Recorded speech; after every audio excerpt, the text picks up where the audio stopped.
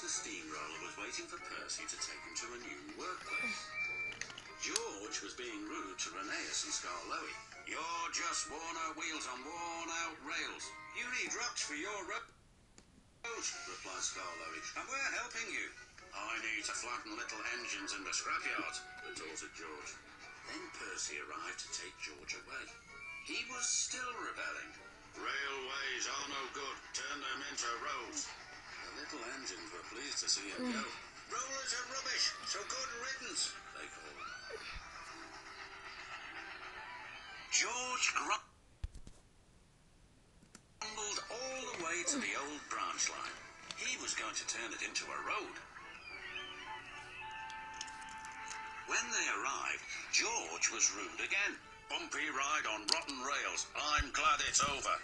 "So am I," said Percy. "Huh," huffed George. Percy was still fuming when he met Thomas. "What's up, Percy?" "It's George. He makes me feel down." "Just ignore him," puffed Thomas. George was now enjoying himself. "Ripping up rails," he chortled. "What a life!" "What do you think of this, Thomas?" Thomas took no notice. George felt insulted.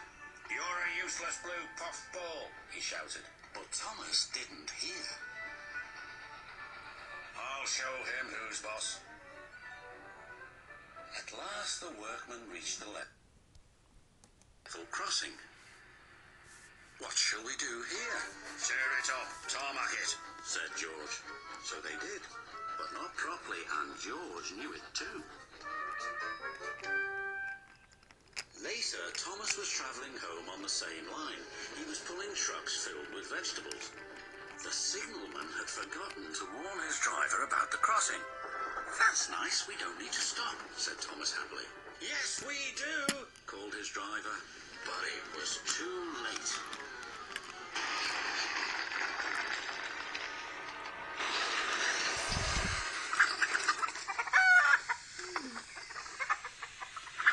Next day, Percy told Gordon all about George. "Huh," snorted Gordon. "You're just a small engine, that's why he's rude to you. He wouldn't dare cause me any trouble." George had been taken to some yards to work. As he was chuffering about, Duck arrived with a train of empty trucks. George was blocking his way, and a truck was stuck on the main line. "Let me through," demanded Duck. "I'm too busy. You'll just have to wait." "There's no time to wait. I must clear my trucks from the main line to let Gordon through." "Ah," said George, "then he'll have to wait too." Duck's driver went to complain to the station master, but the signalman had already switched the points and set the signal to allow Gordon to speed through. His passengers were singing his praises, and he was making express time.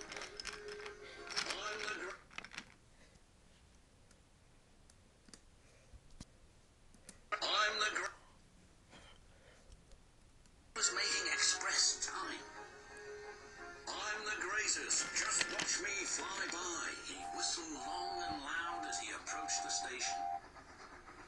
Suddenly he saw a truck on the line ahead.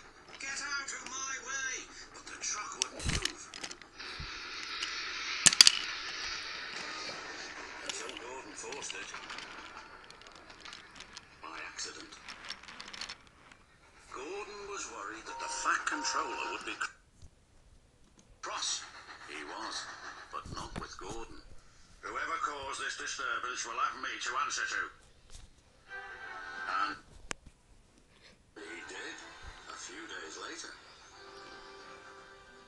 "Look who's here," said Thomas.